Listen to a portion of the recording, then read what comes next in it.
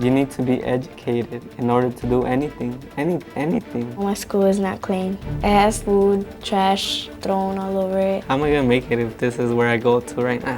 What's the quality of education I'm receiving in a place that doesn't have adequate facilities for me to even learn? The future promise of our nation is kind of, in these desks like right now. I am disgusted at the fact that those kids are graduating 8th grade. She had an ink pen in her hand, and when she punched him, it stabbed him in the arm. I never thought I would get to a situation where I have to make security the top priority of my day every day. Currently, you're going to be suspended to start with. Overpopulated schools, underqualified teachers, just setting up every single one of our kids to fail. I just want what's best for my school, and I want students to have a voice. Do you think that we're doing a good job at it as a society in America? Educating children?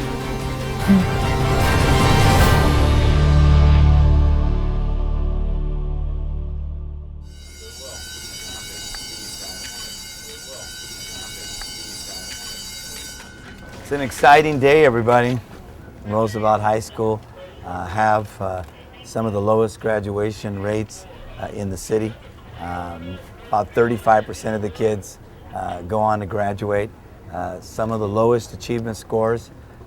In the case of some of our middle schools that we've taken on, some of the most violent campuses on the city, and yet we're starting brand new. We planted 50 new trees, the campus was clean, murals are up, kids are feeling good. It's going to be a 5-year initiative, as you know, but every year, we expect progress.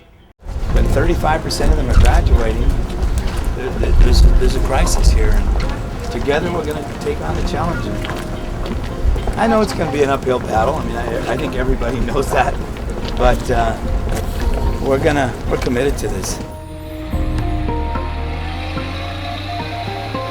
Focusing on literacy. So what the partnership's doing is getting people to learn to read. The mayor's talked about this a lot for a long period of time.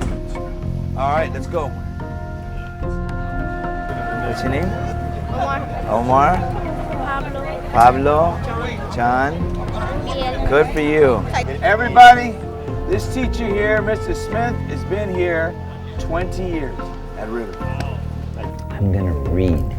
Because one of the things we want to do at all of our schools, we want to read every single day. So here's the book. It's called Just a Dream. I love dreams. How many of you dream? Everybody dreams.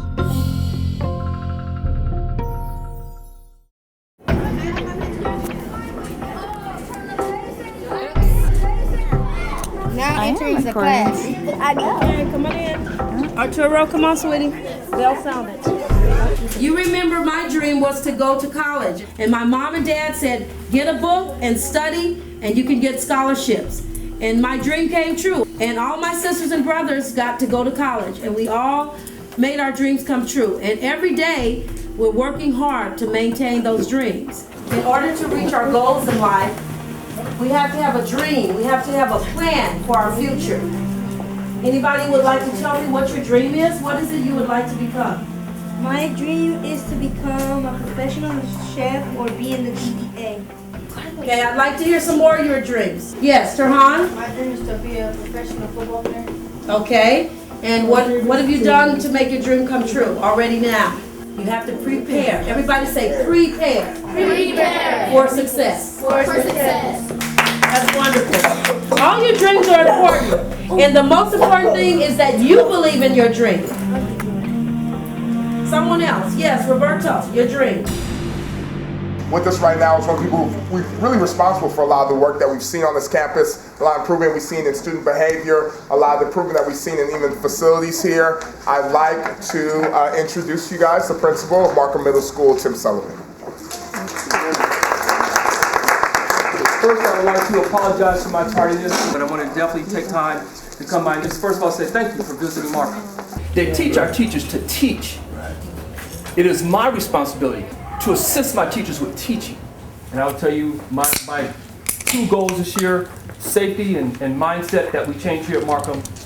And number two, supporting my staff on this campus. We lose 30 to 40 teachers every year. And I will tell you this year, we're not losing the 30, 40 teachers. I'm telling you, we're not going to lose 30, 40 teachers. I have some very great teachers here. We have a ways to go, our teaching staff-wise, so when you criticize my teachers or when people criticize, I take that personally. Because my teachers are busting their behinds every day. Most of them are good teachers. Some are not so great.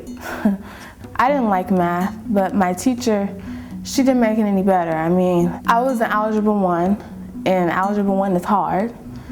And I asked for help all the time.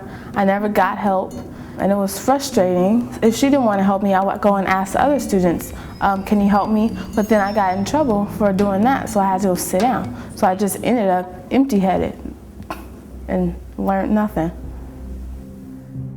When a student fails a test, oh, it's the student, they didn't want to learn. It's not just the kids all the time. Sometimes the teachers, they don't help enough. And another is the lack of supplies in the big classroom sizes.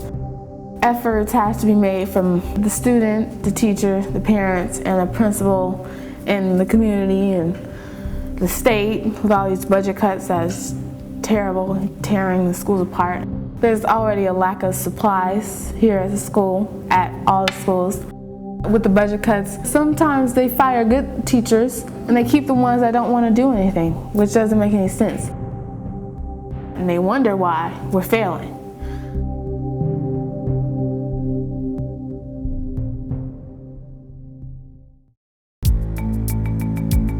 The reason why African American boys are acting out, literacy. Right. Literacy. We have to focus on reading. That whole literacy thing, I mean, we ran into a frustration this week where I had a seventh grader.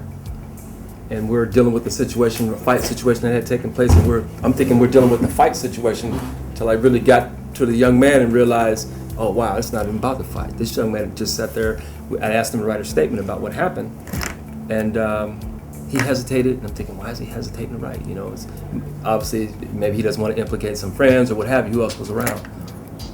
I waited about 5 minutes, and I went and tapped him on the shoulder and go, how come you're not writing anything? He goes, I can't read and write. I don't know my ABCs. And I had to leave my office. I had to go look. I think I went and barged into Misty's office because I couldn't believe that just happened in my office. And the kid was still sitting. I left the kid sitting in the office with the door open. And I'm seeing the tears come down his eyes that he couldn't articulate a statement as far as how he was involved in this fight. And actually, he was the victim in the fight. He couldn't even articulate what happened to him. And it's just like, wow. The workload just even got larger for what we need to do, what our mission is here at Markham. So you read 105, 2, 3, 4, 5, 6, 7, 8, 9. 13. You're at 113. That is 13 more words than Wednesday. Excellent job. Most of my children that act bad, or that act out, or that do things to get them kicked out of class, it's because they can't read. Okay, ready? One more time. On your marks. On sus marcas. Listos? Fuera. There are some creatures most people have never seen. These creatures... Miguel, last year, was always in so much trouble. Boy was in trouble. Couldn't get the boy to sit down. Couldn't get him to do anything last year. Nothing. And when I sat down and had a conversation with him about why he was struggling in school, and I let him talk to me about it, he opened up and he was like, I can't read. I can't read words. And I tested him and he couldn't read words. It looks empty, said Annie, Jack, and his 7-year-old sister. A child's ability to perform in class is so closely linked to their behavior in that class. And how they feel in that class is so closely linked to how they behave in that class, which then links to their education, how well they do in the class. So if a child doesn't feel safe, they're probably going to act out. Or if a child hasn't learned and they're so far behind, they're going to act out so that they don't feel dumb. They'd rather be bad than dumb, so they'll act out, and then they again miss their education. And it's just a spiraling slope until they get to the 8th grade year and they're on their way to the 9th grade and it's too much of a change for them, it's too scary, they'll drop out. I try not to think about how many students are going to drop out, because to look at it as my students, I would have to divide my class straight down the center. And 50% of them are going to drop out. It makes me sad to think about that our system is set up to fail our kids. Very good job. Miau, that's percent. You're a rock star. Excellent job, Miguel. Miguel, his final test, he had grown essentially 4 years in fluency and I don't even know how many in comprehension. And to think that had Miguel had another teacher, he probably would have failed too, because he had been written off. I don't know, it's frustrating to see their faces and to think that they're just a number to LAUSD. There's like mostly a lot of teachers that really don't care, like they just want their paycheck and that's it. Today she even said that she gave up on us, that she doesn't want to teach us anymore. So you feel like they don't care? Yeah, pretty much. In 8th grade, I asked the teacher if I was smart, and she said no. After that, after I told her that, she said that I stopped doing everything in class. We come here to learn, and we learn some of the teachers are willing to teach us, and some aren't. That hurts right there. So everyone knows the purpose of these meetings are to kind of keep track of the students that we're losing throughout the year, to help alleviate the amount of dropouts that we have on our dropout report. And usually our dropout report has how many guys? 300 to 350 students that just poof, disappeared. So we're trying to get a handle on it, so next year we're not having to deal with finding 300 kids and trying to locate them. So we're trying to establish their whereabouts now, and we do this on a monthly basis. This list is for October. And so take a few minutes and see if you know the whereabouts of any of these kids. There is a high number of our students that may end up in the judicial system, that may end up incarcerated because they don't have the skills to find jobs, and therefore will look to other means to support themselves and their families. Guess how many kids there are on these 3 sheets? Yeah, 91 kids. We lost 91 kids in October. And for July we had 79. For August we had 83, and September we had 60. So where did all of these kids go in October?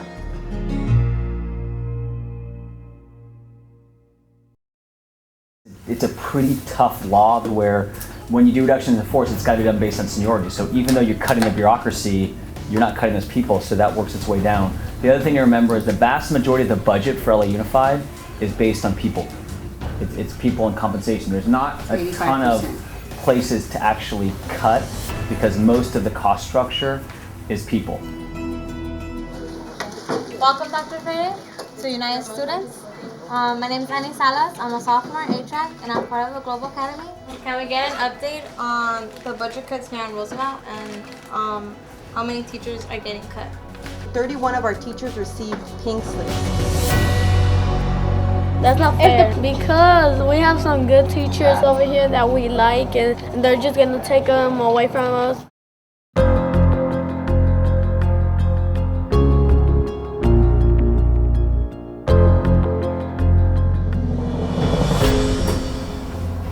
Initially, when I received this list, you know, as I went down, I'm looking at every young teacher here gets stripped away based on this list. How do I first of all absorb it, because I'm on the list, and trying to believe things are going to work out. How many people are on the list? What's the number? 40 plus. Is it 40 teachers? 40 teachers plus classified. How many administrators? All.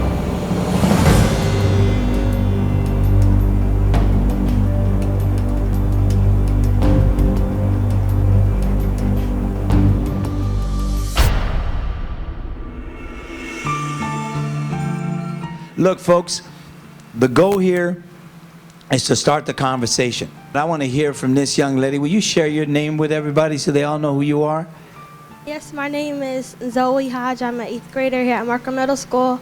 And I heard all of these teachers here say that they're getting pink slip. And it's really sad to see that because this is my last year here. I'm going to high school, but I would like to see them stay here. Well, Zoe, you are you're a real inspiration. You're right. We got to figure this out, and that's my goal here. Good things are happening here. No, I'm gonna change that. Miracles are happening here, and almost nobody knows about it, but you know about it, and that's why we gotta fight as hard as we can to save every job here.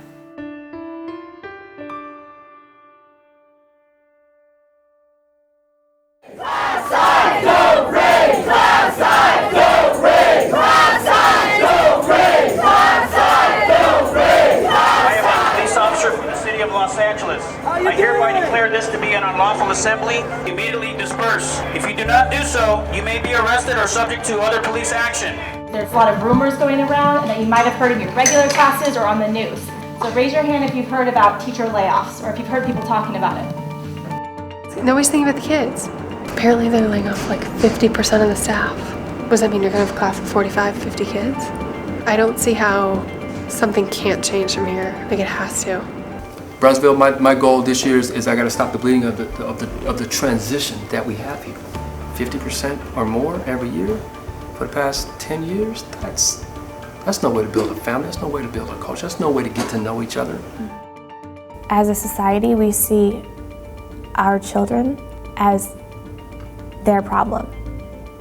And often you'll hear people say, oh, those children. Oh, you teach those children. And it infuriates me because they're our children. This is our nation. These children, our children, are the future of our nation. And they're cutting teachers, they're cutting the teachers that care, they cut me. The people who are in charge of allocating what teachers get cut and where the budget goes are not looking after the needs of the children at all.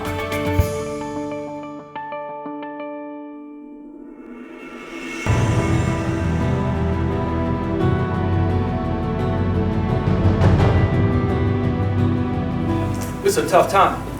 People have mortgages. People have children. Our children need consistency. And that's what I spent 2.5 hours trying to express to these folks with these suits on that haven't ever been here to Markham. I tell them to come every day. I'll buy them lunch. They can hang out in my office if they're afraid of the children. But come and see what's good. The only way this is going to change is through our grassroots efforts in the movement. There is some hope. And that hope is that we have to fight on all levels. And I consider we're also fighting for children and teachers nationwide. Would you sell your dream? No. We kind of decide as a nation that if you're going to provide the right of an education, you're going to provide it equally. And I don't think that's the case. I think if you took the average American and you show them the dichotomy of our educational systems, they would be outraged. I feel like this entire system is broken. There was no air conditioning. Have you seen the books? Pages are ripped. It's bad. We have teachers that slap kids in the face and like punch them and throw them against the wall and nothing happens. There comes a time for accountability. What is this for? When they're shooting at you, you have to duck and drop and cover drill. We have socially promoted these children from elementary school till now, and academically they're deficient. I expect us to do our best, and you're not giving us your best. Waste the money that you guys waste on war and education because you guys are treating the students as you're getting fixed to see see if that works out. The future for them is grim unless something changes. Welcome to education.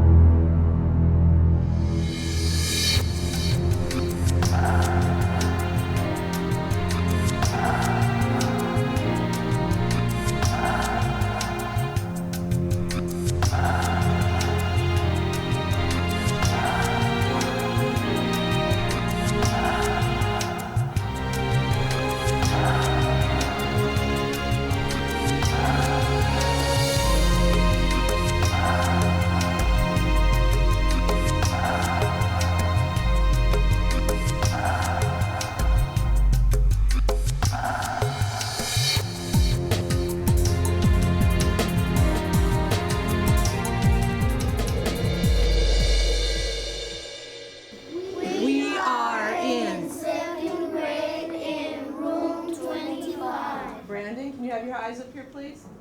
Go ahead, Jacob. Okay, you need your glasses on.